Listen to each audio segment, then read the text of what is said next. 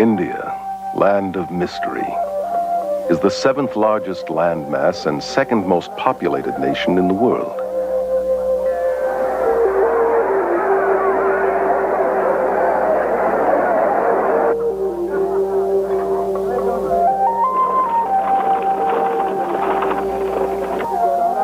It is rich in resources and manpower, yet its people are among the poorest and most suffering on earth.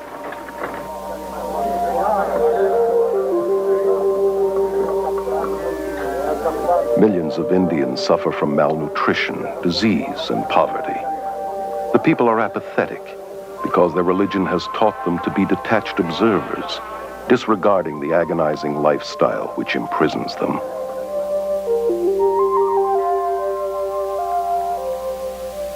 V.S. Naipaul, himself an Indian, describes India as a wounded civilization paralyzed by her religious beliefs. This complex and contradictory religion, known as Hinduism, promotes the worship of enlightened godmen called gurus.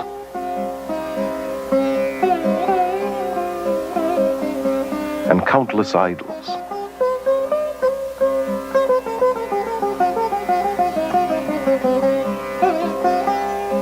It deifies both nature and femaleness, and believes Mother Goddess to be the original deity. She is worshipped in many forms, as Mother India, venerated in the shape of her map, as Mother Earth, reverenced in the cow, whose urine is even seen as sacred, in Goddess Kali, the goddess of death and destruction, who demands to be pacified with blood sacrifices, and in Holy Mother Ganges, the largest river in India.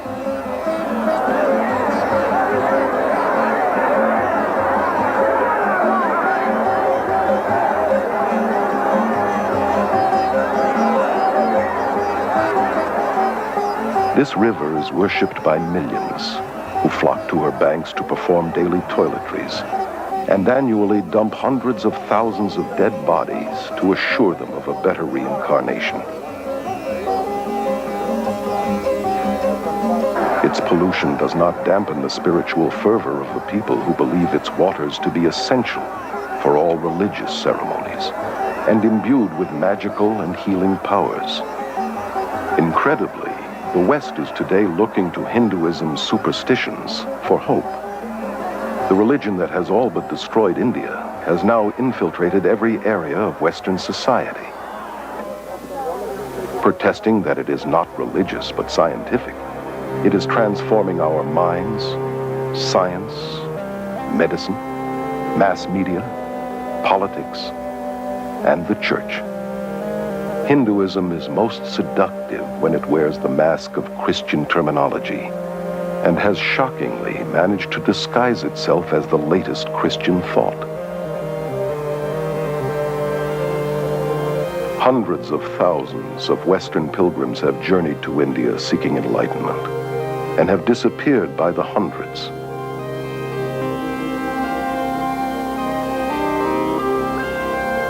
All too often they are destroyed by the madness and perversion of the very gurus they have worshipped and looked to for salvation.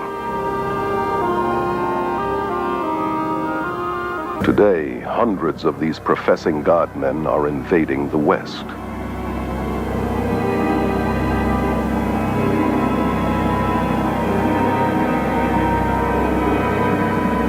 Is there any need for alarm? Or should we continue to welcome these gods of the New Age?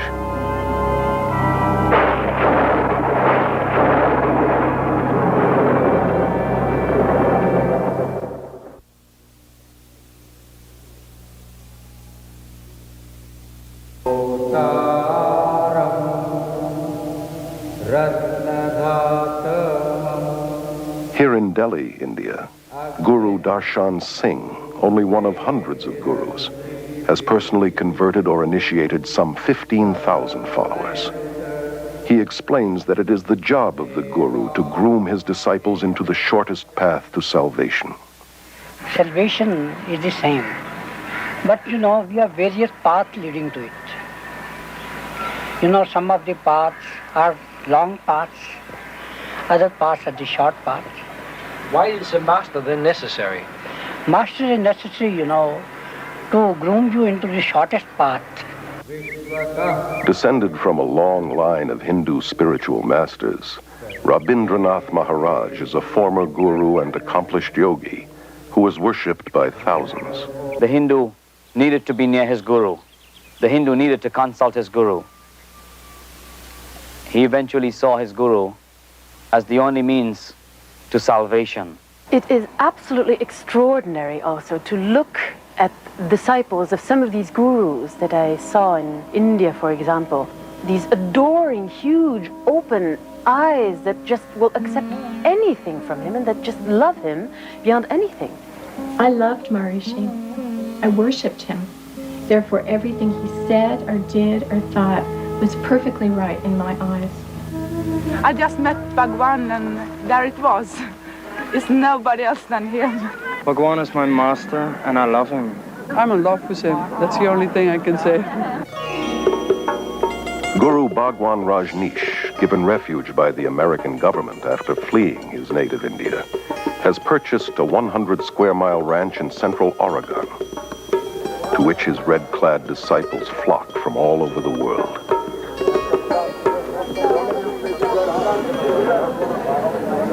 Whose astonishing title literally means highest spiritual teacher, Lord of the universe, Honorable Sir, and King. Carol Matriciana is a journalist and author of the book Gods of the New Age. Born and raised in India, she moved to London in 1973, where she became one of England's leading authorities on new religious movements. Prior to Rajneesh's death and the closure of his commune in Oregon, I had the unique experience of spending some time there. Rajneesh would come out twice a day in one of his 96 Rolls Royces and literally be worshipped by his thousands of Western devotees. It was so sad to see their complete devotion to a mere man who considered himself to be God. Part of his required allegiance demanded that his followers always wear orange, India's holy color, and a portrait of their master around their necks.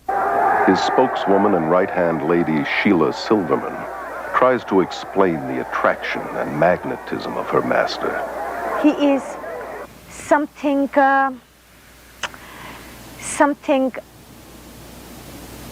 that is so... I have no words.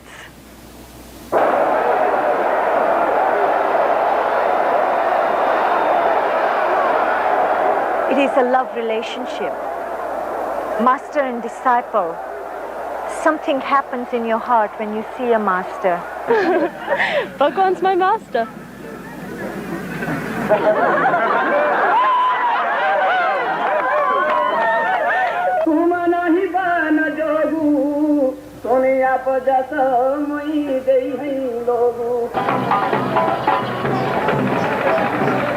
Here at the Kumbh Mela Festival, or Aquarian Fair, in Allahabad, India, 20 million Hindus gather to witness an endless procession of hundreds of these self-proclaimed God-men.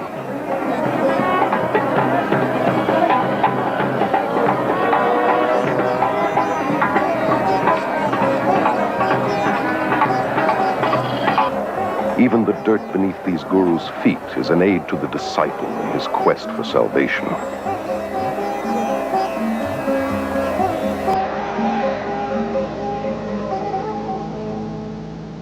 This footage was covertly photographed and smuggled out of India.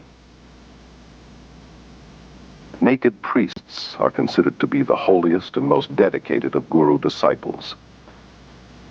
Many cover their bodies with cremation ashes and dirt and mat cow dung into their hair.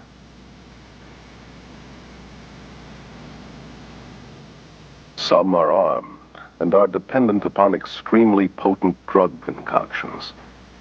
They have surrendered everything, families, possessions, and even their minds, becoming literally insane out of devotion to their guru. Well, Guru is our best friend, philosopher, and guide, and he shows the way to God. So, we in our India acknowledge him as a divine power just equivalent to God. If anyone could be near the beloved Master and witness the love, the compassion, the humility, the grace, the generosity, no one in his right mind would not know that this is a walking, talking, living God on earth. In all scriptures you will find that the Master is the God-incarnated power working on earth. You people that interviewed this gentleman today, I don't think you knew who you interviewed, but you interviewed God. For the Hindu, the Guru is all important. The Guru is his Lord, his Master, his Savior, even greater than God. Yes, Guru is greater than God. I have personally talked with many, many gurus, and the sad fact is that within their belief system, they have to be detached and removed from their emotions and compassion, and their cruelty and inhumaneness is seen as spiritual and excused as holy. I was really interested in their worship and their veneration and their adoration and the gifts and offerings they brought to me, but I was certainly not interested in their problems and their difficulties and hardships and pains. The Guru followers believe that he returns this incredible love that they feel towards him, but in reality, he feeds off their emotions to maintain his own ego. So many people come here because they too are in love with Bhagwan. They too are seeking the wisdom, the love that Bhagwan has to offer. He has so much love, and he gives his love to everybody, and it helps us to find our love in ourselves. The followers of Jim Jones, leader of the People's Temple, were convinced that their relationship was built on love. And nearly 1,000 of his devoted disciples committed suicide at his command. It was their final gift of total surrender to the leader they loved. Their lives cut short by a madman claiming to be God, the reincarnation of Jesus Christ. Guru Sai Baba is one of India's most powerful men with millions of Indian disciples and a growing Western following. He says of himself, "I am God.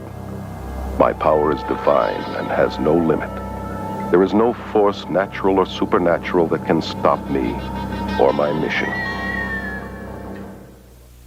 Prabhu Guptara, born and raised in India, is currently a journalist and media commentator in London.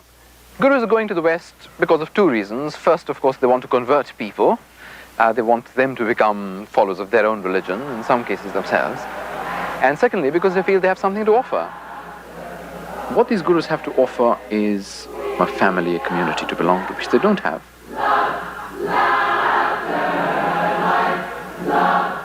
Thousands of seekers, most of them from broken or unstable families, and already emotionally wounded, are becoming victims of the gurus. Dr. Os Guinness, an Oxford scholar and noted world lecturer, is author of the bestseller, Dust of Death. One of the deepest longings in the modern world is for a sense of meaning and belonging, sense in their lives and sort of stability in their worlds. And people, having not found that in the West, are hungry for it. And reacting against the West, they're backing into the arms of the East without looking at it straight. Ed Senesi is a former member of the International Society of Krishna Consciousness, known as the Hare Krishna movement. For 3 years, he was editor-in-chief of their magazine, Back to Godhead. The attitude toward the family in the Hare Krishna movement is very unfortunate. The family is seen more or less as a necessary evil. Eckhart Floater, a successful German journalist, became a devoted disciple of Rajneesh in 1979 and spent several months with him in India.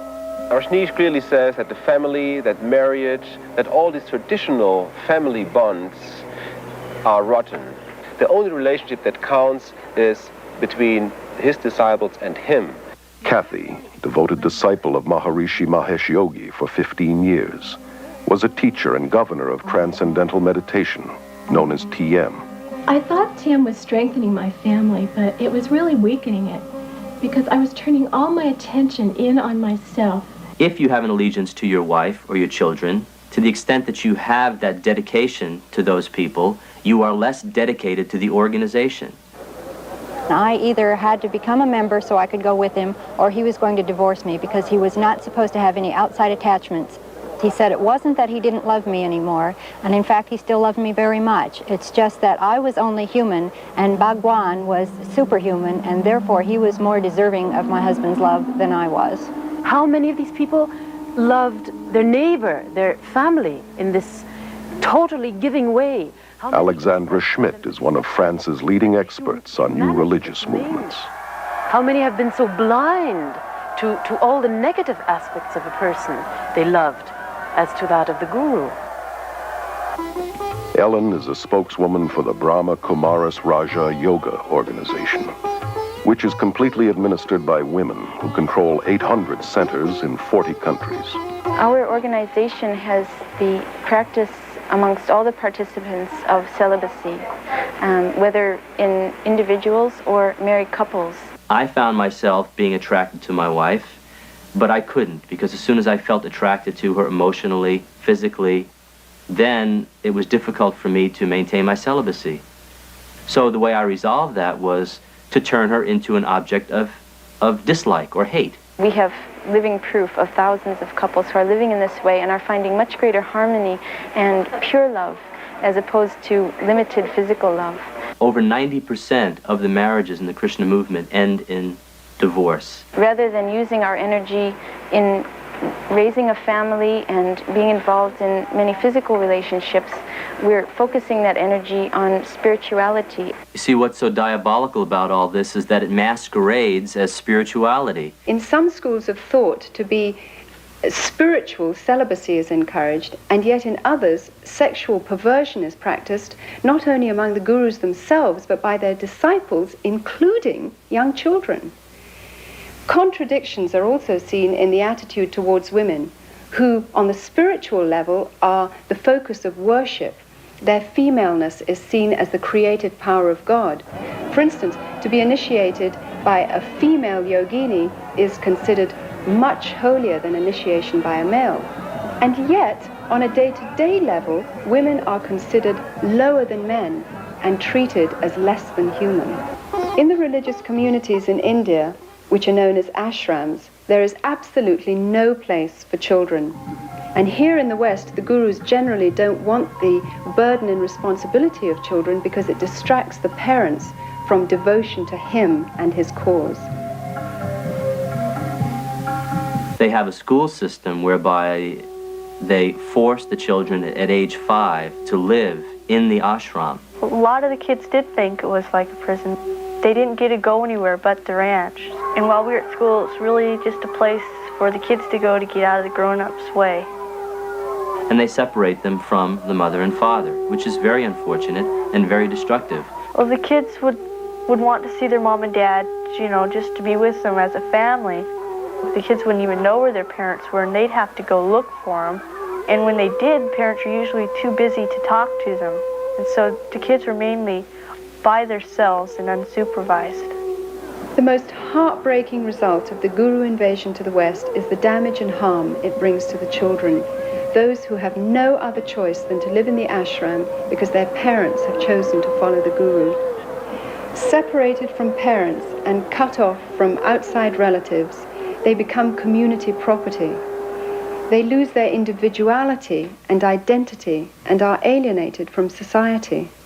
Pastor Friedrich Hack has written over 30 books on various cults and is Germany's leading expert on new religious movements.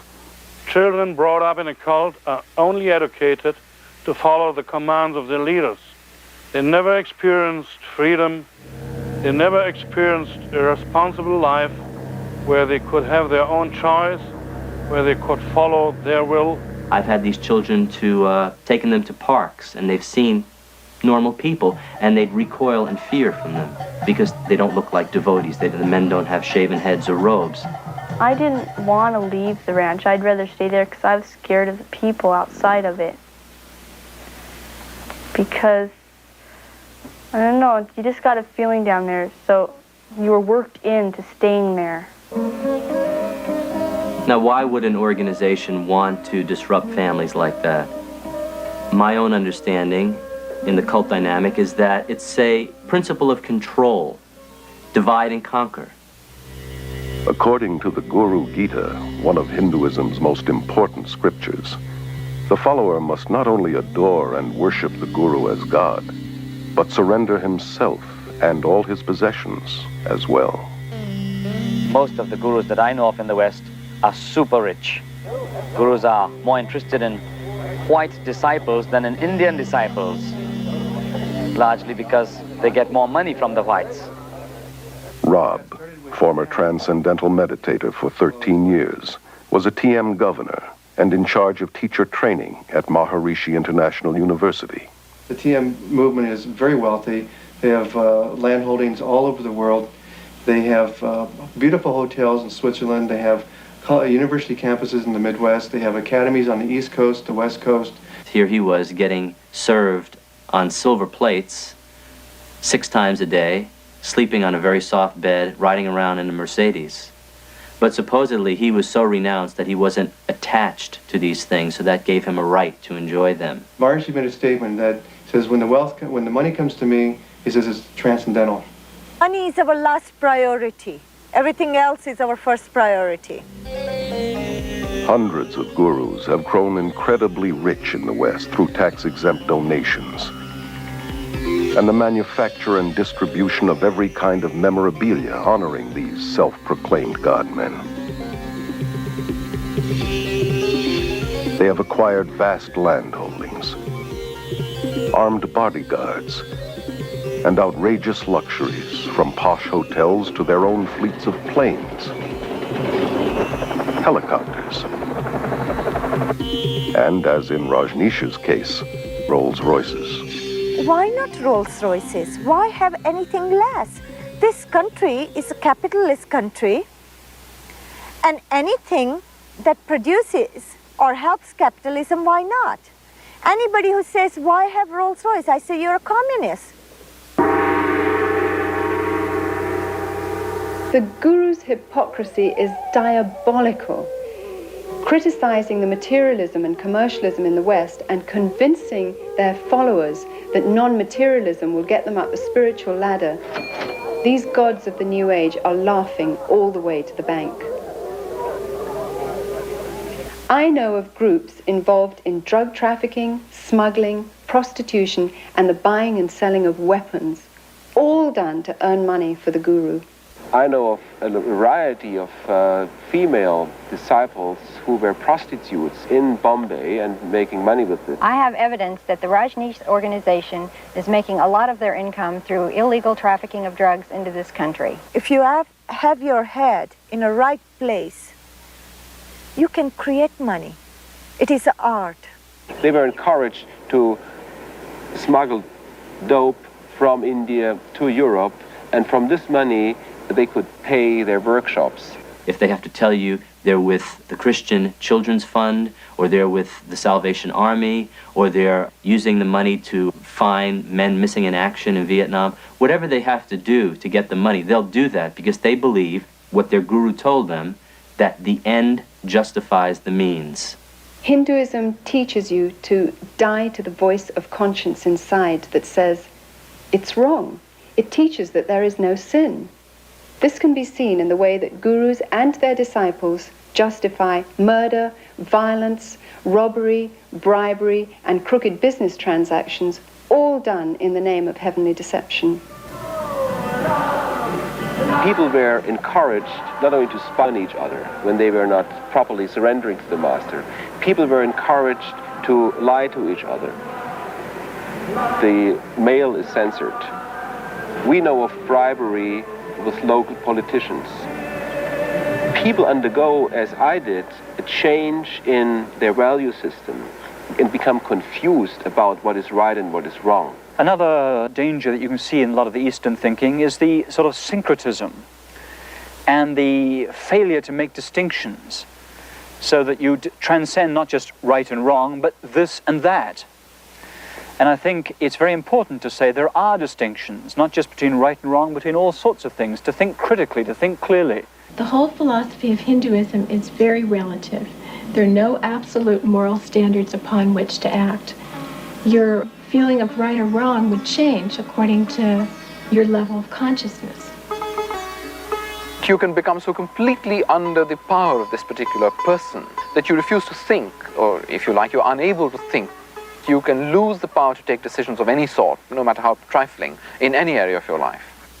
Sally Belfridge, former resident of Rajneesh's religious community in India, wrote of her disillusionment in her book, Flowers of Emptiness. I felt more and more kind of drawn into this emptiness of his. It's impossible to describe. It's more than charisma. Charisma doesn't do it justice at all. It's more than an aura. I really believed that he knew something I didn't, that he was on a plane that I was not.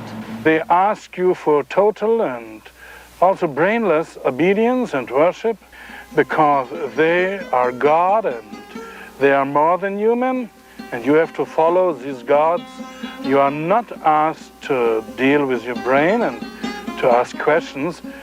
I discover with amazement and dismay the readiness of people to submit. So many people in the world feel that they've got to fling themselves headlong and believe and give up their autonomy. People love to give up this heavy freedom that we have to carry with all the decisions and the effort it implies. Freedom in the East is freedom from individuality.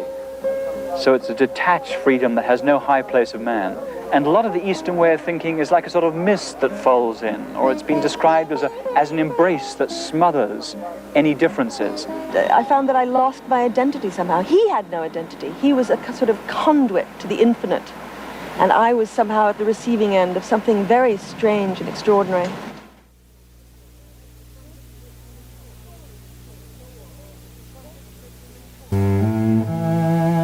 One just was taught to ignore all of the dreadful, the intolerable poverty and suffering of India.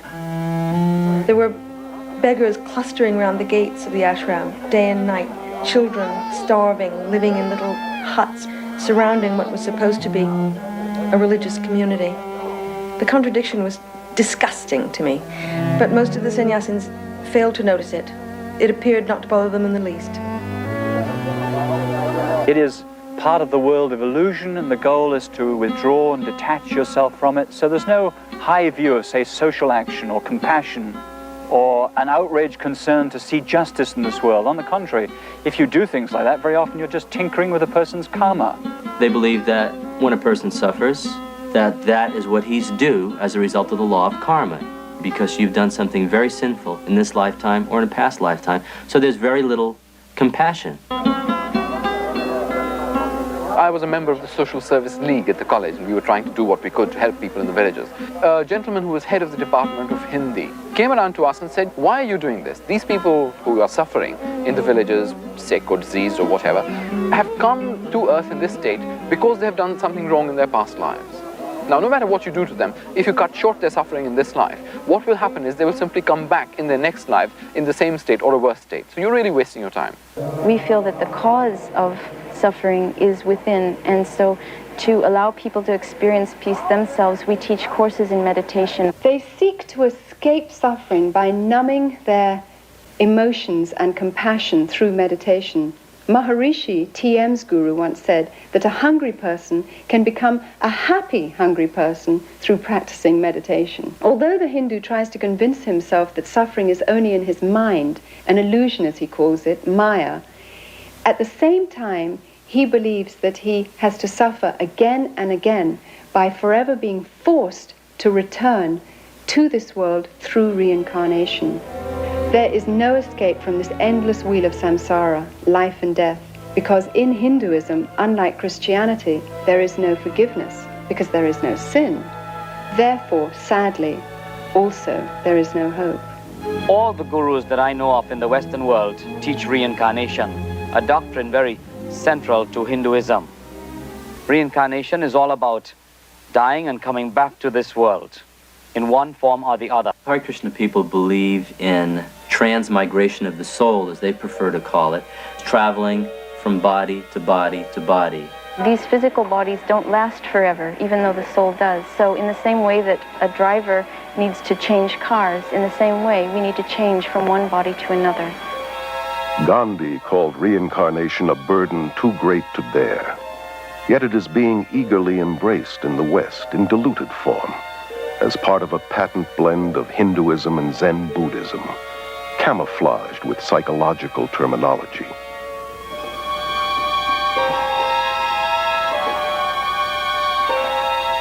This New Age religion is promoted through thousands of worldwide networks and hundreds of major gatherings, such as this Mind, Body, Spirit Festival held in Los Angeles. It is a westernized version of India's Kumbh Mela and promotes many of the same gurus and practices, from astrology and palmistry to psychic readings, healings,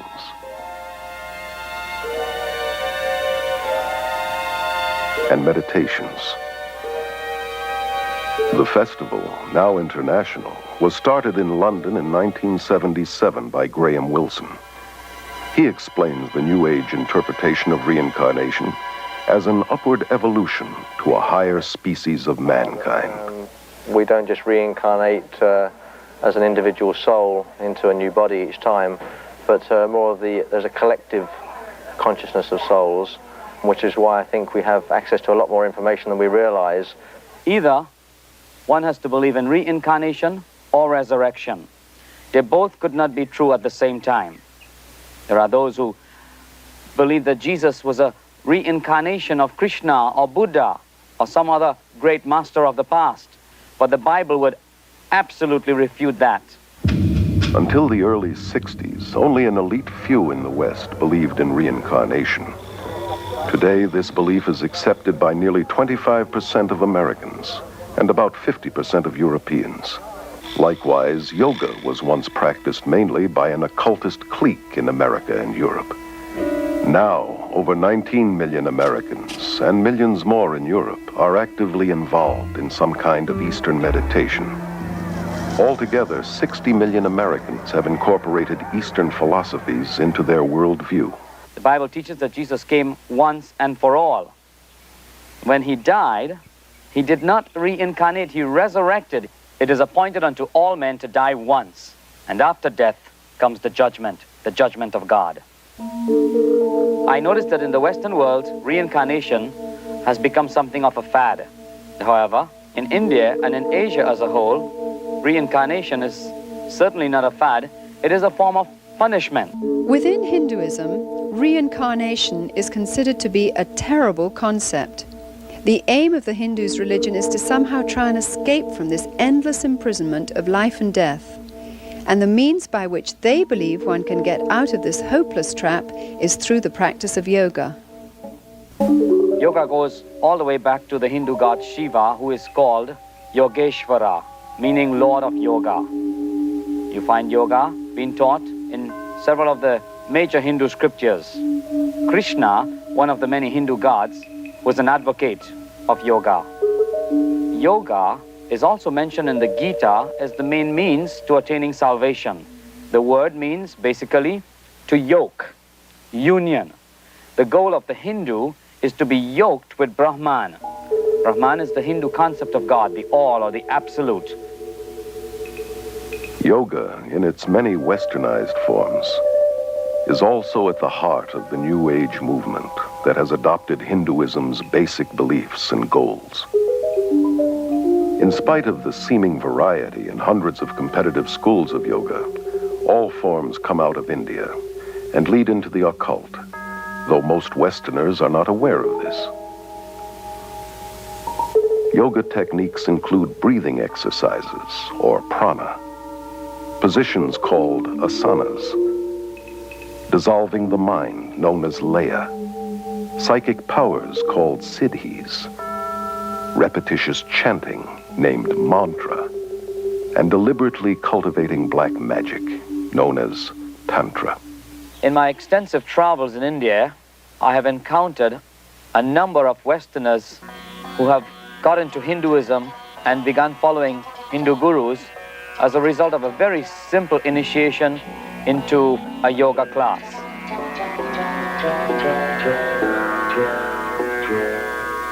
Yoga is in many ways the heart of Hinduism.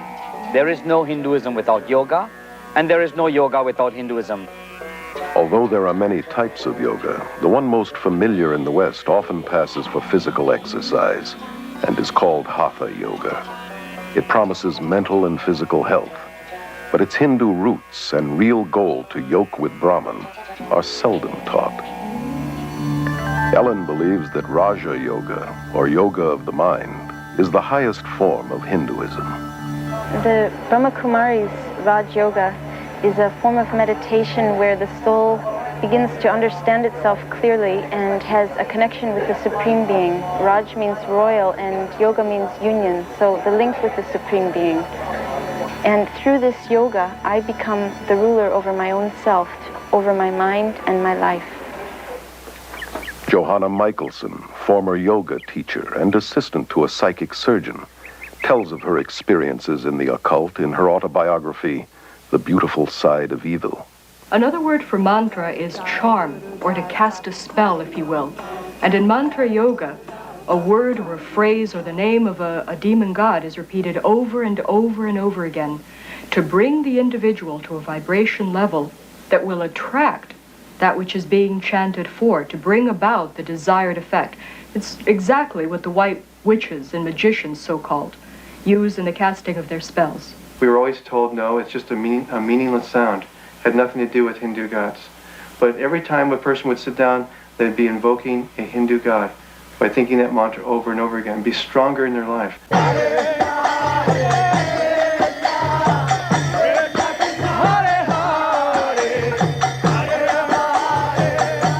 chant goes, Hare Krishna, Krishna Krishna, Hare Hare, Hare Rama, Rama Rama, Hare Hare. 108 mantras is one round, and they chant that 16 times a day. That takes 2 hours to do every day. That's the minimum requirement the guru exacts from that. It's sometimes referred to as a hypnotizing or brainwash technique, because whenever you're having a problem or running into some confrontation, you retreat to the security of the chanting instead of thinking a problem through. George Harrison of the Beatles made mantra yoga acceptable to the world through his song My Sweet Lord, where he incorporated the chant to a Hindu god, Hare Krishna, simultaneously with the biblical shout of praise, Hallelujah.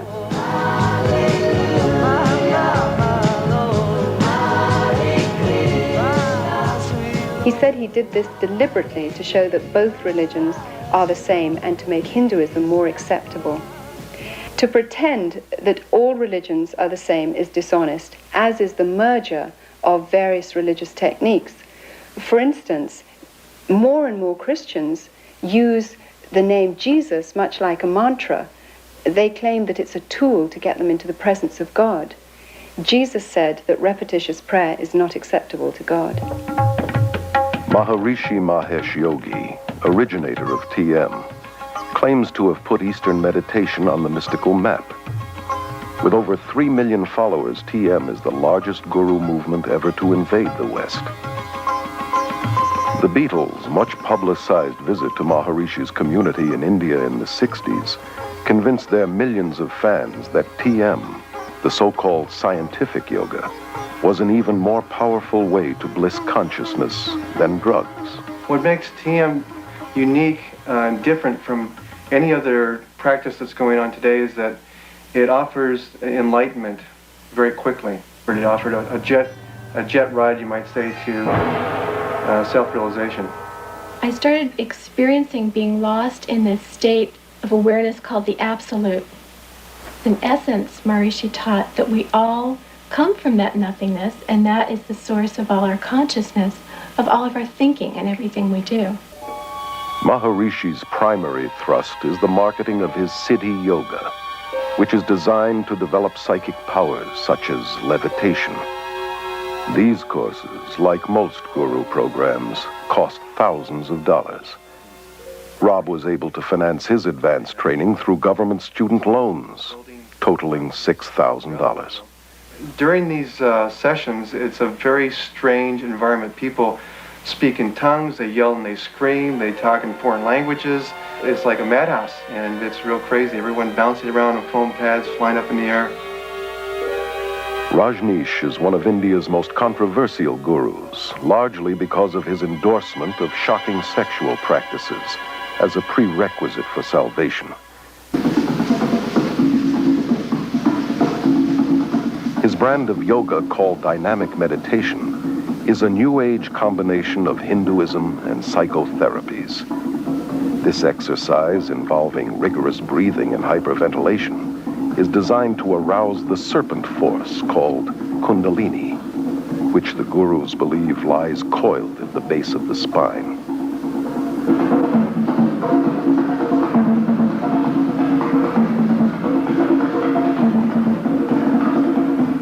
I did dynamic meditation every day. We also called it Kundalini meditation. It starts off with a cathartic breathing, and the reason for it is just to move your energy and to get you out of your head and into your body, and you just breathe.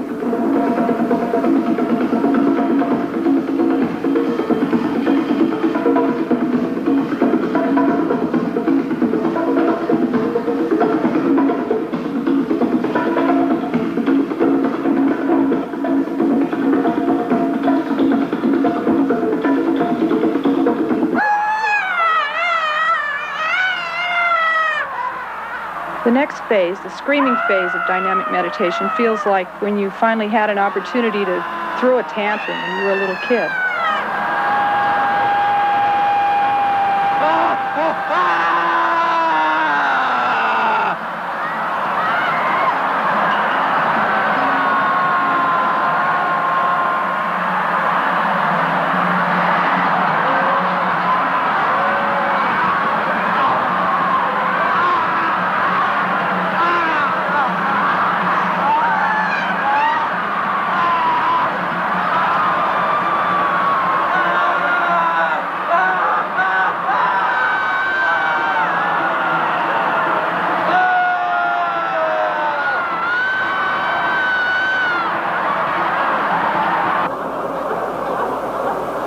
By the time you get to the third phase of jumping up and down and yelling "Who," you're hardly there at all.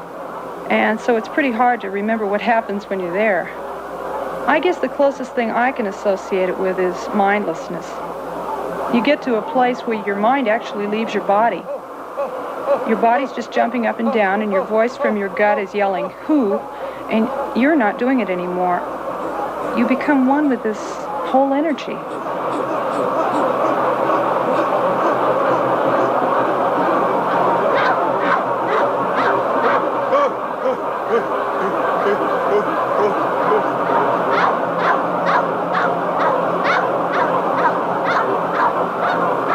The next phase in dynamic is the quiet space. Someone yells "Stop," and you've just been doing 30 minutes of intense catharsis. And what happens after being in such incredibly intense movement for so long is just a feeling of peacefulness and stillness. My mind actually stops, and I feel a oneness with the whole universe. There have been glowing reports published giving credit to the gurus and their pseudo-psychological techniques, but neglecting to mention the thousands of cases of emotional and mental breakdowns, insanity, suicide, beatings, murder, rapes going on in guru centers, various guru centers worldwide. It is alarming to realize these dangerous techniques for enlightenment are being incorporated in psychotherapies, self-help seminars, and are even being accepted in mainstream Protestant and Catholic churches and seminaries. One of the fastest growing yogas in the West today is Tantra. Seductively offered as an exotic means for enhancing one's sexual experiences. Like all yoga, it is designed to provoke possession by Hindu spirits in order to break the chain of reincarnation. In Tantra, advanced disciples indulge in the most degenerate behavior, from human sacrifices to sexual perversion and sorcery. Tantra Yoga is the extreme expression of Hinduism. If you will, it's the black and so-called white magic, in which the Shakti, the Kundalini force, is aroused, the psychic powers that accompany it are in full bloom, and the individual, depending on his personal preference, can channel this force either into the black magic, which includes rites of meditating upon severed heads, human heads in India, and eating bits of flesh and the unconsumed parts of the cremation rites and other practices, horrifying practices. Or they can take it into what they call the white magic part of it, in which they are using this power, this force, for healing, for the benefit of mankind, if you will. Yet Anton LaVey, the Pope of the First Church of Satan, has said it very explicitly. He said that to believe there's any such thing as white magic is mythology. There is no such thing as white magic. All of it has its source in occult psychic power, and it has nothing whatever to do with God. Toby is a yoga teacher at the Scandinavian Yoga and Meditation School in Aarhus, Denmark, which promotes Tantra Yoga. Tantra means to free the mind through expanding the awareness. That means to be able to meet more and more of the reality in everyday life. Although yoga is sold to the West through various gimmicks and techniques, its basic occultism remains the same. The hope of immortality is at its heart, and the dream of realizing one's own inherent divinity is its ultimate purpose. Becoming a Christ, they call it. Despite the claims that yoga is only physical and non-religious, it is the very essence of Hinduism's spirituality. It eventually leads to the realm of the spiritual, to meditation, where the person looks into himself to find the true self, and in finding the true self, he believes he's finding God. You know, the frightening thing to me now, as I look back, is I started having the experience that I was God. And as God, I could completely structure my life and my universe exactly the way I wanted it. Dave Hunt, noted author and lecturer, is one of America's leading experts on the New Age. His books include the bestseller Peace, Prosperity, and the Coming Holocaust. He explains that Hinduism is based upon the same ideas that the Bible says the serpent introduced to Eve in the Garden of Eden. The yogis teach the same lies that the serpent in Genesis 3 deceived Eve with, that death is merely the doorway to reincarnation, and that humans can become gods. This is either an unbelievable coincidence or an unmistakable identification of the mastermind behind Eastern mysticism.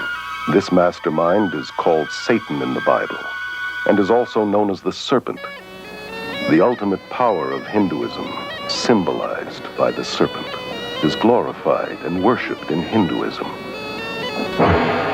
We see God as the form of light, and the name Shiva is used by our group, but meaning incorporeal being, radiating peace, radiating light, love to the whole world. In India, Shiva is known as the god of destruction. He haunts the cremation grounds and wears a necklace of human skulls and wears serpents in his hair. His power is worshipped. Hindu texts describe the power as the fiery serpent within, called Kundalini. Many people are talking about Kundalini, and really it does mean energy. That means whatever you call it, it is about energy. To take away blocks in your energy system so you are able to function in a more effective level. The serpent has been known as energy or the force and worshipped as the symbol of wisdom and immortality in every religion and culture. Only in the Judeo-Christian Bible is the serpent identified as deceiver, destroyer, arch-enemy of God and man. The old dread and fear of the serpent is being subtly removed from our culture. Even children in schools are being taught to accept the snake through yoga positions like the cobra. Michelle, could you show us how we do the cobra? That's it. Arch your back. That's good. Look forward. Good. You hold it for a second. The breathing exercises are designed to teach you to absorb the prana, the energy life force in the cosmos, to channel it into the chakras, the psychic channels, thus awakening the Shakti force, the Kundalini force, and bringing about those psychic powers, which are such an integral and prevalent part in yoga. So very slowly, let's breathe in through our nose. Very slowly breathe in. Breathe out. There are many dangers in the breathing techniques.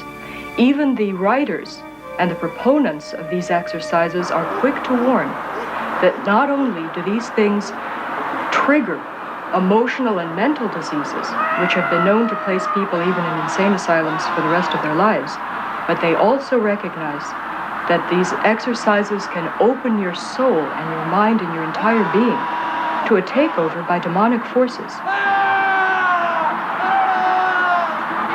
The followers of the gurus themselves have been forced to form an emergency spiritual network of 4,500 MDs and psychiatrists to treat those who are freaking out on Eastern mysticism. Many people don't realize this, but it's terribly dangerous to go into a meditative state in which the mind is simply left blank, and that ultimately is the purpose of the meditations in yoga. It's like opening the door to a room. Whatever comes through, you have no control over. Many argue that certain yoga techniques can be used as merely exercise, yet that is not yoga's intention. It can be compared to joining the military. While a soldier may get stronger and more vigorous, the purpose of the army is certainly not health care. The aim is to learn how to kill. And so it is with yoga. All yogic exercise was designed to kill the will, mind, and emotions, hence releasing the soul from the endless cycle of reincarnation. I thought I was being strengthened, but what I was really doing is flipping into an altered state of consciousness, a form of self-hypnosis, which is very weakening to the mind and to the body. But this weakness made me afraid to give it up. The biggest danger I found in practicing transcendental meditation was the dependency on the technique itself. It's kind of like drugs. A drug addict doesn't want to give up his drugs, and because the experience is so pleasing, and he feels his life will crumble around him if he doesn't have it. I thought I'd have the experience of like leaving Shangri-La and all of a sudden turning old and weak and disintegrating. I was afraid that I would lose my clarity and my energy. But little did I know, when I did give it up, I gained all these things that I never had when I meditated.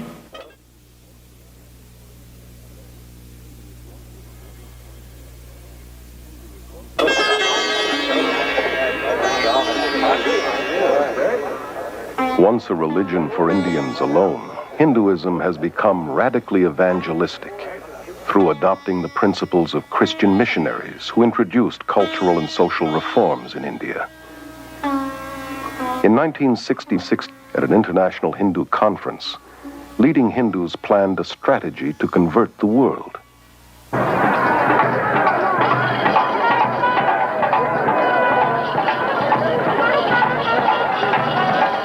The gurus were chosen as the first crusaders.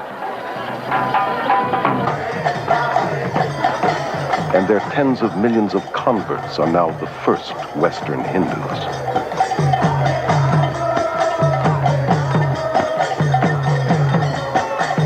At the World Congress of Hinduism in 1979, a spokesman declared that our mission in the West has been crowned with fantastic success.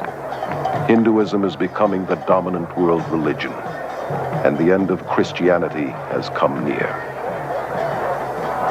At the 1981 TM conference in India, a spokesman stated that the entire mission of TM is to counter the ever-spreading demon of Christianity. The religion that is out to destroy Christianity is being embraced by millions, including many in the church today who are naively succumbing to spiritual propaganda and unwittingly becoming disciples of the gods of the New Age. Behind today's aggressive campaign for world Hindu domination is a secretive organization called the Vishva Hindu Parishad. It is the world missionary organization of Hinduism. Paragraph 4 of its constitution says that its aim is to establish an order of missionaries, both lay and initiate, the purpose of propagating dynamic Hinduism.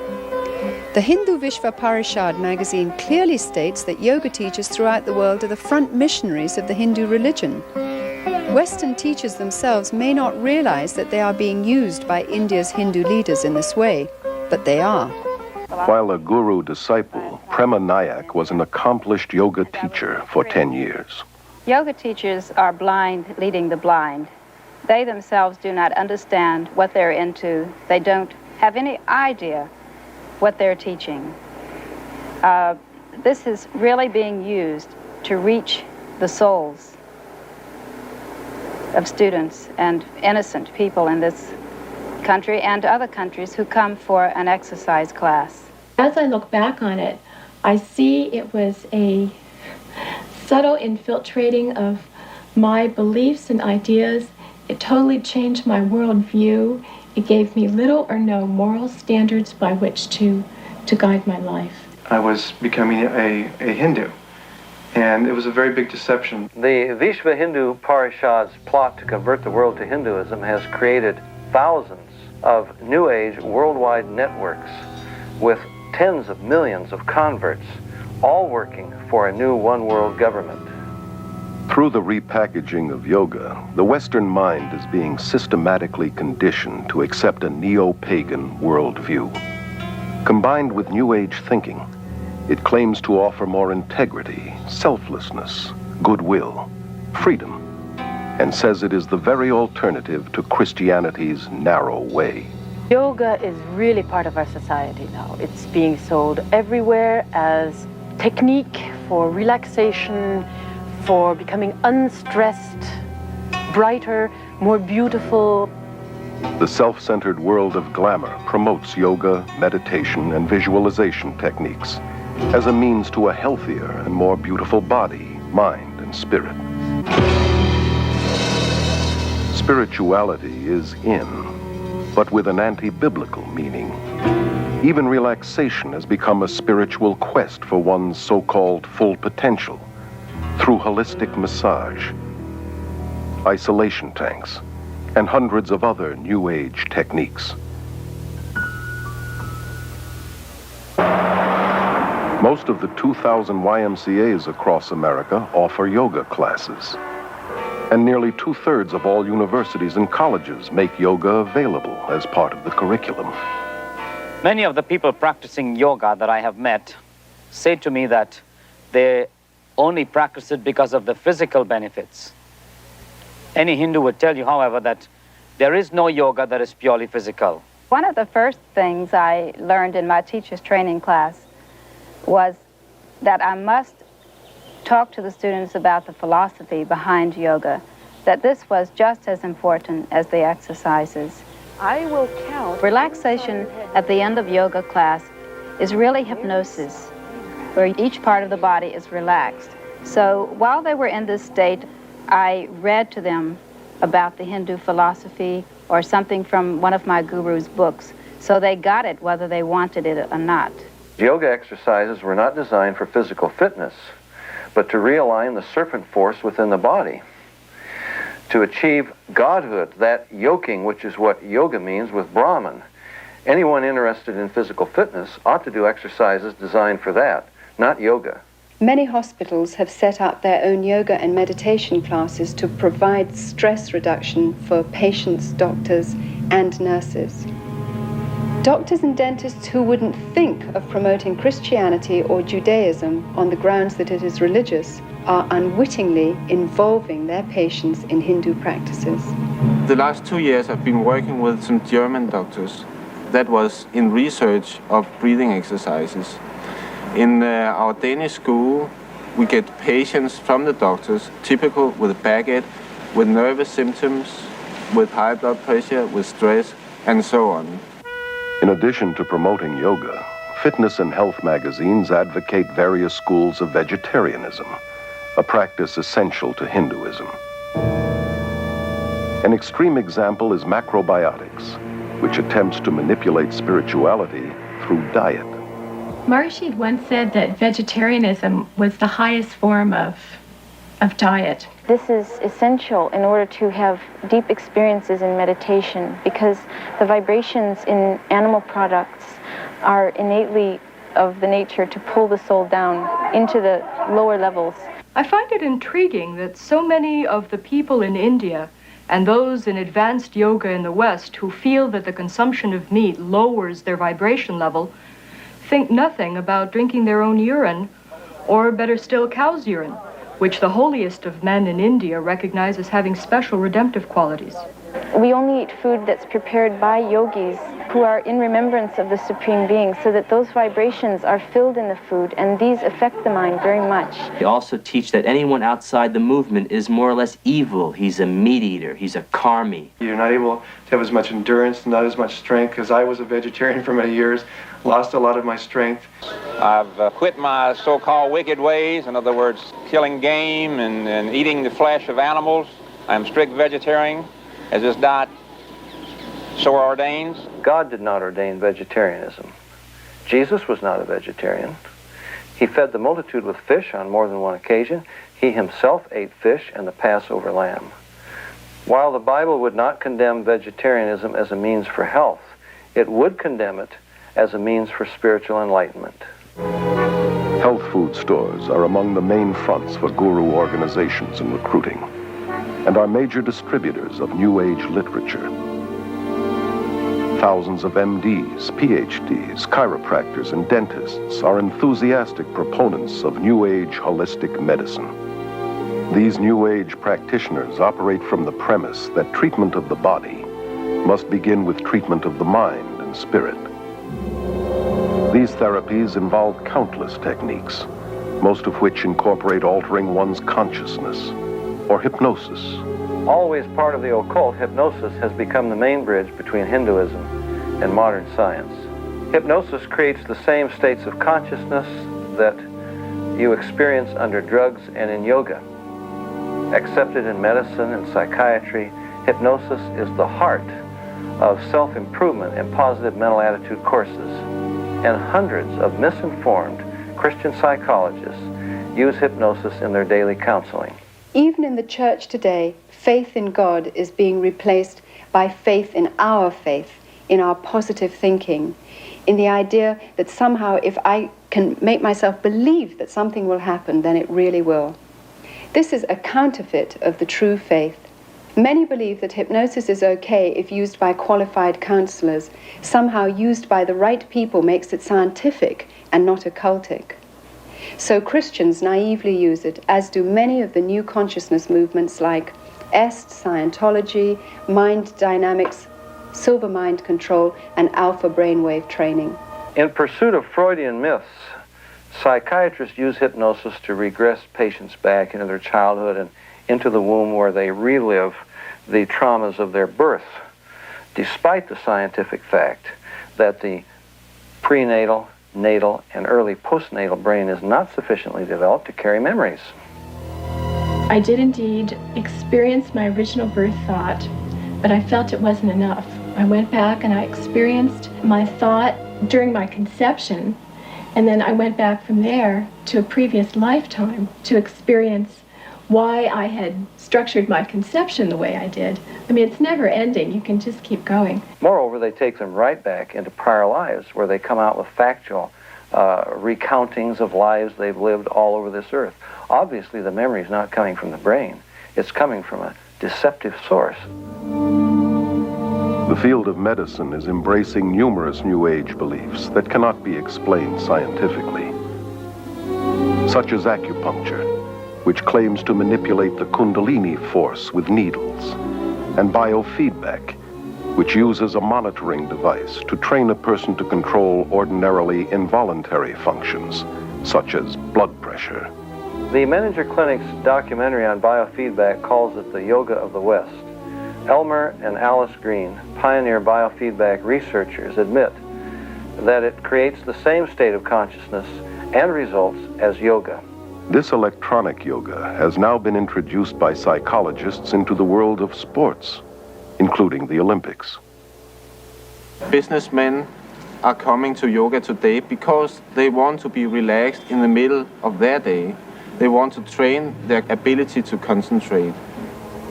Self-help therapies are a motivational tool used by hundreds of competitive businesses across America. Weekend success and positive mental attitude seminars and mail-order subliminal persuasion cassettes promise to improve personal and business performance through a blend of humanistic psychology and Eastern mysticism.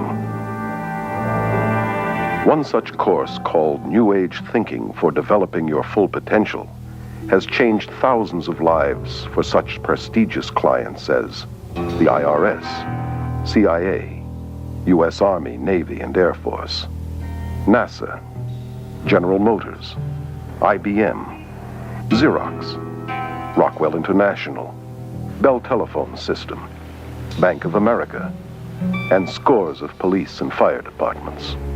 The human potential movement, with its emphasis upon self, self-esteem, self-love, self-acceptance, a positive self-image, is simply a westernized version of the yogi's self-realization, the guru's concept of the divine within, that we're all God.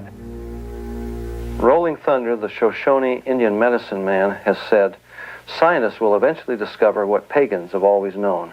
That's exactly what's happening through the invasion of Eastern mysticism into the West. Many leading scientists have enthusiastically embraced Eastern mysticism in recent years. Hinduism, which claims to be the oldest religion, is being deceptively packaged as the new science. And a lot of the East is very seductively packaged. It's put over very carefully so that they don't stress the religious side, they'll put the scientific. They don't stress the spiritual side, they'll put the physical fitness or whatever. The yoga we teach has nothing to do with religion. It is scientific methods in the way that you do something and then you get result. Maharishi found out that in the United States that people would not buy the religion package. So offered the scientific package, started getting scientists involved, started to do experiments on meditators such as the breath rate, the brainwave patterns, etc. And when they found out that the metabolic rates lowered during meditation, they found they could present it scientifically and people would buy it better that way. Even as teachers, we were taught the puja ceremony. We were bowing down to Hindu gods, and yet we didn't really feel we were teaching a religion. I think that's extremely deceptive and dishonest, because the deeper you get into it, for instance, as people are initiated and so on, what they're taught is the pujas and the basic words and the rituals that are Hindu worship. Children practice it, it is used for teaching languages, it is used for the businessmen, for all levels of society. It's taught in the schools. In schools across the Western world, from kindergarten through university, Hindu occultism is being openly taught in spite of the otherwise enforced separation between church and state. Guru Thakar Singh was invited to speak at a high school in Southern California. Kurt, a student there, became so overwhelmed that he actually moved to India, where he is now a devoted follower of Thakar. It's only half an hour talk and 20 minutes meditation. And the experience I had while there was like nothing I'd ever experienced before. And just the air, the energy in the chapel where he was speaking was just electrified with feelings of love and just a peace, a hushed quiet that was just bewildering to me. It seems outrageous that in public schools across America, where Christian prayer has been outlawed, yoga, Eastern meditation, and visualization techniques, which are simply forms of Hindu prayer, are not only allowed, they're being actively promoted. Here in some of the schools in the West, in the PE classes, after having started with the physical aspects of yoga, the teacher eventually has the kids chanting words like Om, Brahma, or Krishna, names of the gods. Starting right down from the teacher to the student, we learned that the yoga could really help the kids reduce tension and center themselves. Many teachers are now being encouraged to develop a mass consciousness among the students. Let's relax. We're going to very slowly lift our hands up. Children are taught to let go of their critical faculties and center in on their intuitive feelings and experiences. Just really, really relax. Imagine that you're on top of a really soft and fluffy cloud, and you're just really relaxed, comfortable. Just see that blue sky in your mind. One of the ways that the consciousness of the masses can most powerfully be influenced is through the mass media.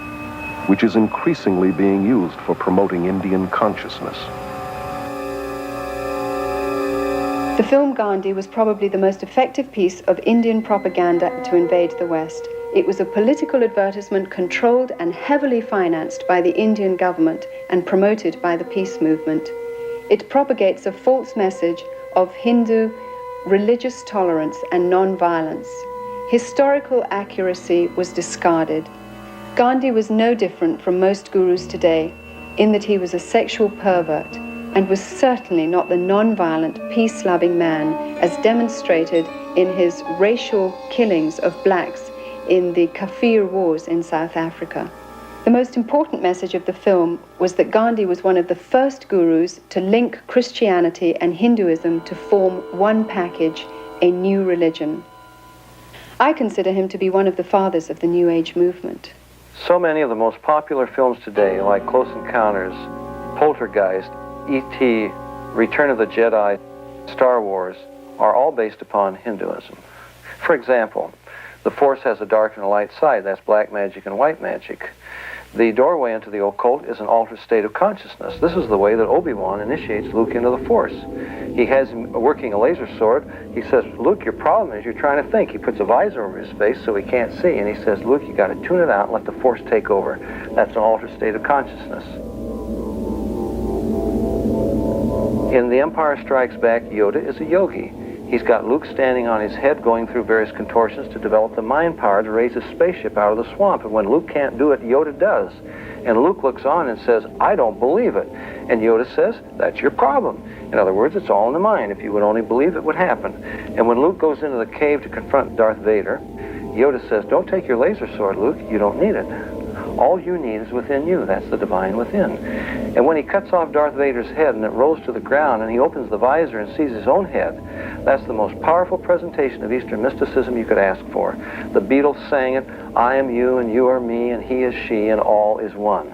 We are raising an entire generation of children under the bombardment of cartoons and television shows and fantasy role-playing games and movies that are telling them that the occult and Eastern philosophy is a wonderful thing, not something to be afraid of, not something ugly and fearful, but something beautiful with the darling reptilian creatures with the great psychic powers that are drawing these children into an acceptance of things that are dangerous beyond anyone's comprehension. The minds of children are being trained in the use of the supernatural and taught the principle of creating what seems like reality through Hindu psycho-spiritual techniques of mind power. Dungeons and Dragons, for example, requires participants to mentally murder, rape, torture, and otherwise commit mayhem with the aid of occultic powers. In at least one popular game, Hindu deities like the goddess Kali are invoked.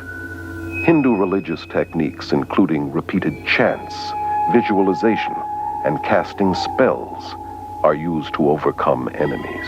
For you students who are new to our fantasy games class today, we're going to be playing Dungeons and Dragons, and I'd like to talk about a few of the advantages of using Dungeons and Dragons in a classroom. You may be wondering why you get to play games in school time. These games are used in gifted children's programs throughout the United States. A clear majority of state-supported schools and colleges incorporate them into their curriculum. And we call this an integrated curriculum. You guys are kind of familiar with that. You may encounter some violent creatures on the way, but the object is to be able to dispose of this ring that is the symbol of evil in the kingdom of Middle-earth.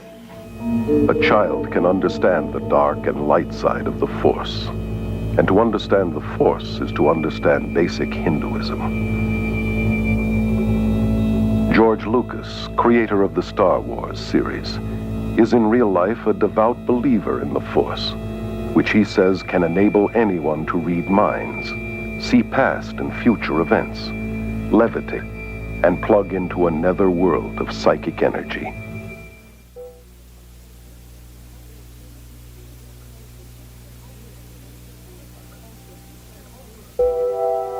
The Eastern gurus, the occultists, cultists of every description, have taken the terms of the Bible and felt every liberty to redefine them according to their basic presuppositions. God becomes not a personal individual, a spirit with whom we have a personal relationship. Through his Son, Jesus Christ, he becomes an impersonal force. God is something, an energy that permeates every one of us, each and every one of us, and it's both personal and non-personal. Jesus becomes not the way, the truth, and the life, but an avatar, a way shower, one of many paths to God. Jesus Christ, of course, was an enlightened master. Bhagwan is another Jesus, another Buddha. Jesus Christ was a great master, like our master is today. The Word made flesh, as the Bible puts it. Jesus himself warned us that in the last days many would come claiming to be Christ and Messiah. Our landscape today is literally crawling with individuals claiming to be Christ, and the Eastern gurus are right on the top of the list. There are two things the gurus have done. On the one hand, they've used Eastern-type words that are floating about in the West, words like energy, vibrations, and so on. And they've also used words, phrases, ideas from the Bible, from the teachings of Jesus, misused them, twisted them around to draw people to themselves, to suggest that the things that Jesus was talking about are actually the things they are talking about, when actually it's not so at all. In Holy Bible, it has been explained very explicitly that be ye perfect even as your Father who is in heavens is perfect. And we are also basically the same as he is. And when you are a perfect man, then you can go upward and you can become divine. Each human being is naturally peaceful, naturally pure, naturally good, and the quality of evil is our unnatural state. So in meditation, we're practicing that, focusing on the original, pure, divine self, which is our true state. If humans are inherently good, then why do they lie, cheat, steal, make war? Whatever good there is within us apparently isn't enough to keep us from doing evil. Therefore, to seek salvation from within is to seek it from the wrong source. We're not separated from our higher self. We're separated from God by sin. Ernst Winter has a PhD in international law. He was a diplomat in the Austrian Foreign Service for 10 years, and from 1968 through 78 was a director with the United Nations. My greatest concern really is the growing interest and dedication and application of Eastern mystical thought and practices within traditional Christian groups and churches. There's a vacuum, there's a longing. They want to be filled with, quote, religious experience. Today's New Age teachings falsely claim that Hindu spiritual experiences are compatible with Christianity. And the incredible thing is that so many Christian leaders, through their books, magazines, sermons, radio and TV programs, encourage millions of Christians to seek Christianized Hindu experiences. Many people who are in the Christian church have come to us and have had deeper experiences of spirituality and of God as a result of this meditation. As a society, we've become geared to basing our beliefs on our experiences. If our experience and our feelings tell us that something is valid and genuine and good, then we automatically assume that that is the measure of absolute truth. No distinction is made whether this is a spiritual experience coming from God the Father or from the rule of this world. The appreciation of Satan or the devil or demons has diminished enormously because rationality says there cannot be a Satan, cannot be demons. These are psychological phenomena, maybe even have to be treated by a psychiatrist. Opening, therefore, to spiritual experiences one's soul opens many people to the occult. The Jesus who came to me in times of deep meditation gave me visions and experiences that were beautiful beyond description. I was convinced that because I was witnessing miracles of healing, because these things are so filled with love, they must be good and from God. And yet one day it occurred to me that I had no objective, absolute truth against which to test my experiences. that my feelings, my emotions, perhaps were open and subject to some form of subtle manipulation which I didn't understand. At that point, I decided to look into the Old and New Testament. I knew that I'd fallen then for the Jesus of the counterfeits. Trying to develop spirituality based on feelings, ecstasy, or experiences is like building a house on sand. Our relationship with God should be built on a solid foundation of biblical knowledge. Now, I believe that we are challenged to test the Spirit, that we should read Scripture, that we should study the Bible, and that we should not value experiences higher than the Word of God. Biblical meditation is thinking deeply on the person and work of God and Christ, concentrating on and knowing His Word. Most Catholic monasteries and most Protestant Bible schools have introduced one system of meditation or another, and they are based upon the practices of yoga. Many of the church people, and particularly the leaders of the churches and denominations, look with great hope to Eastern mysticism that it would bring new life into a dead body. I recently graduated from a major American theological seminary, and I've seen an alarming influence of Eastern mysticism in terms of using meditation techniques, biofeedback, self-hypnosis, autosuggestion, as a tool in order to gain mental and physical health. The danger to the students is that these professors are using Christian terminology in order to describe Eastern techniques. One of the professors who is teaching Christian meditation told us to empty our minds because we should kind of image God in this meditation. The belief that we can create reality with our minds comes directly from the Hindu concept that everything is an illusion, or Maya. This is the new delusion in transpersonal psychology, and it's rampant even in the evangelical church today, where it's becoming increasingly popular to believe that we enhance worship by visualizing an image of God or of Jesus, that we create the answer to our prayers by visualizing what we're praying for. Creating a visual image of Jesus or God in our minds is no less idolatrous than if we made the same image out of wood or stone. Forcing God to participate in a situation or honor a desire that I have visualized in my imagination is simply a devious way of attempting to manipulate Him into doing what I want without admitting it. While infiltrating the Christian church, Eastern mysticism is also powerfully influencing world politics. Under the umbrella of the United Nations, countless New Age groups spread their philosophies worldwide. Many UN leaders, UN agencies, and the World Council of Churches with its deep UN ties promote New Age beliefs and practices. The UN has its own meditation room and resident guru, Sri Chinmoy. Even the United States Pentagon has meditation rooms. A graduate of Harvard School of Divinity, Leland Stewart, directs the Unity and Diversity Council, a powerful New Age promotional network that originated with a 1965 directive of the United Nations General Assembly. Unity and Diversity Council is a worldwide coordinating body of what we call it individuals, organizations, and networks looking toward a time in which there will be one single organized energy of networking throughout the planet. Under Stewart's leadership in 1982, this group linked arms with Graham Wilson's Mind, Body, Spirit festivals, forming a vast army dedicated to the merger of all religions into one, under a world leader. I am very interested in the harmony of all religions, not just to give birth to another religion, but rather to produce, let's call it, a universal religious outlook through which there can be a new connecting of all cultures and all religions, all races.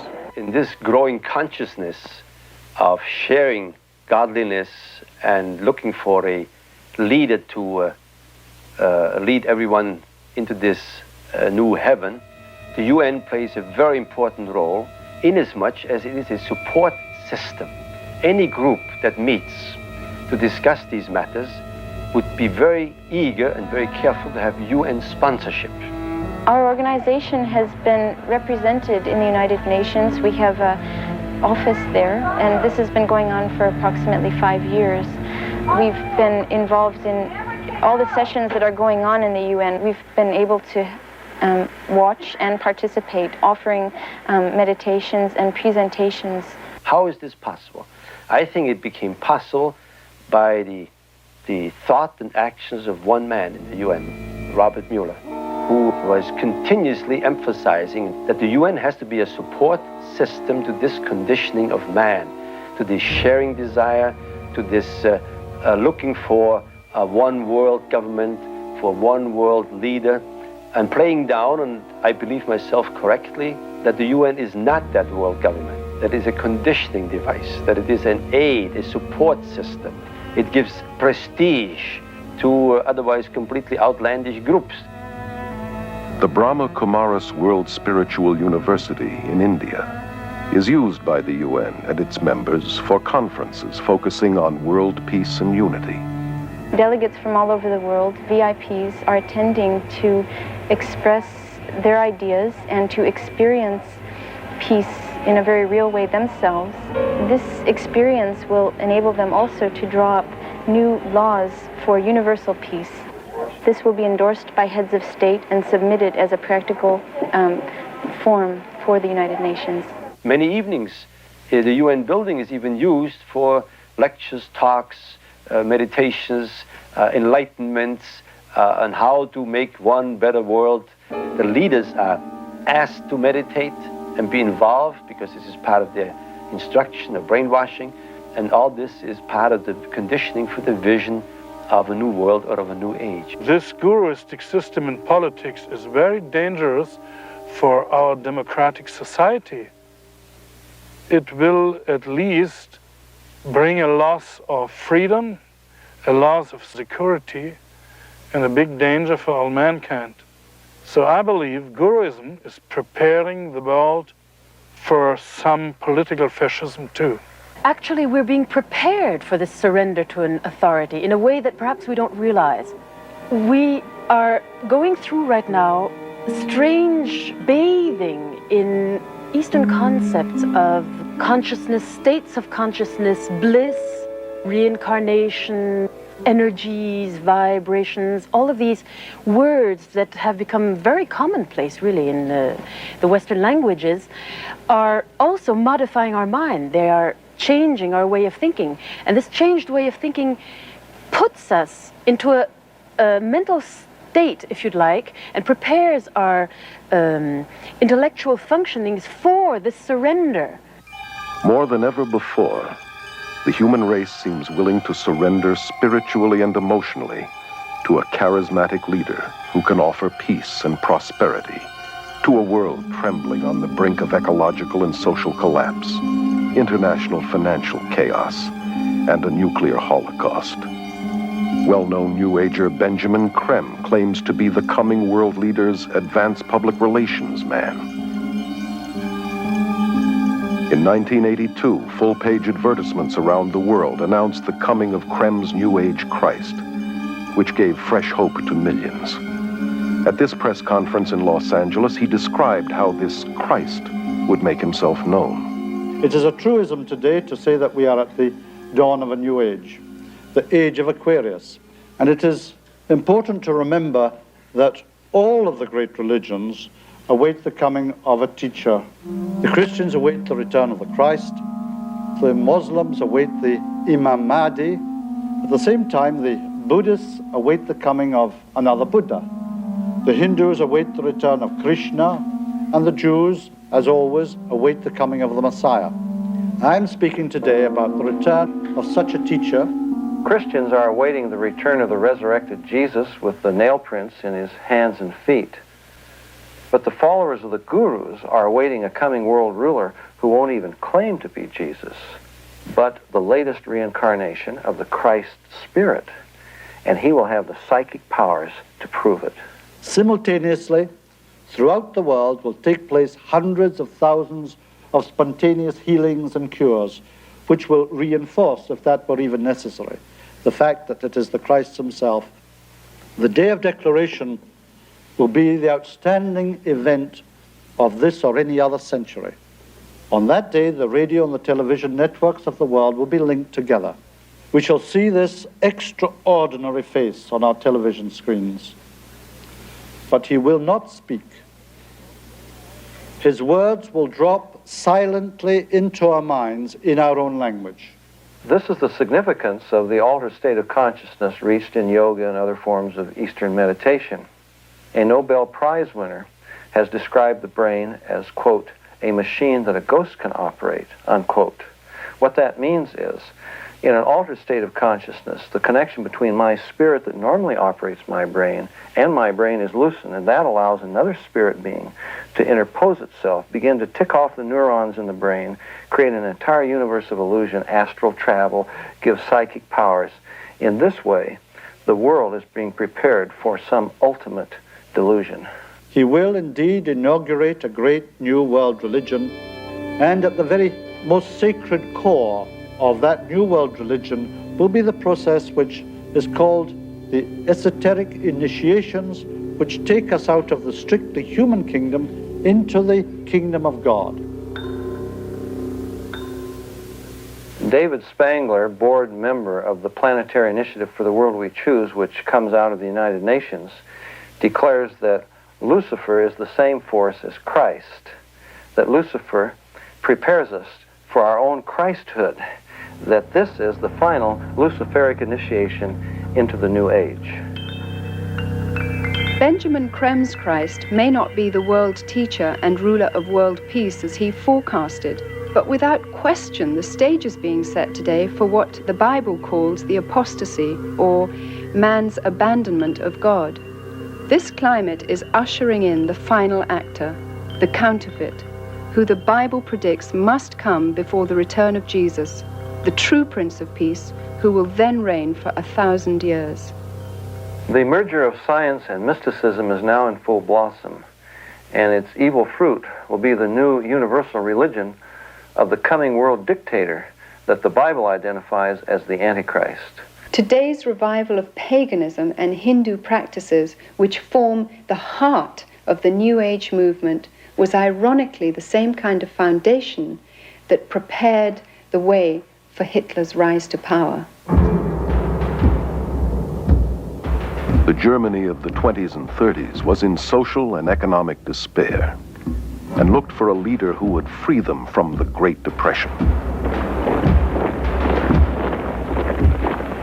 The man with a promise of hope was Adolf Hitler, who claimed he was ordained of God to usher in 1,000 years of peace and prosperity. His hypnotic powers manipulated an entire nation to surrender its collective mind to him. Obsessed with the occult, Hitler drew many of his bizarre ideas from Hinduism. He took the symbol of the swastika as his own, a Hindu symbol of power seen in many of today's temples in India.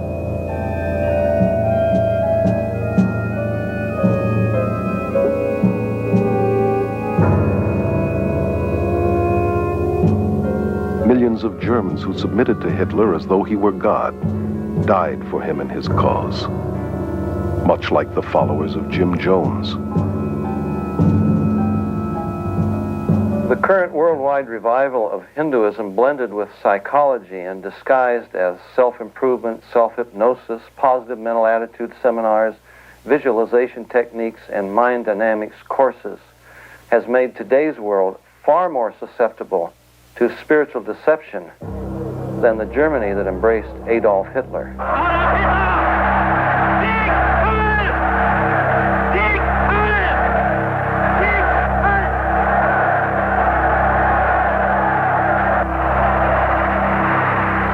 Today, a desperate world is looking for another spiritual leader. Has the human race learned nothing from its own mistakes?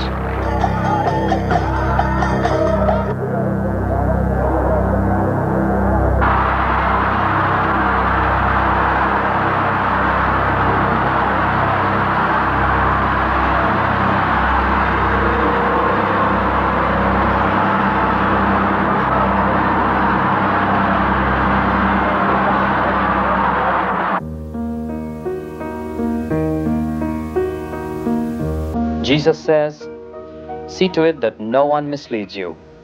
For many will come in my name, saying, 'I am the Christ,' 'Behold, here is the Christ,' or 'There he is.'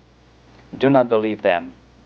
For false Christs and false prophets will arise and will show great signs and wonders, so as to mislead, if possible, even the elect. Let no one deceive you. The apostasy comes first, then the man of lawlessness is revealed, the son of destruction, who takes his seat in the temple of God, proclaiming himself to be God." Jesus said, "I am the way and the truth and the life. No one comes to the Father except through me."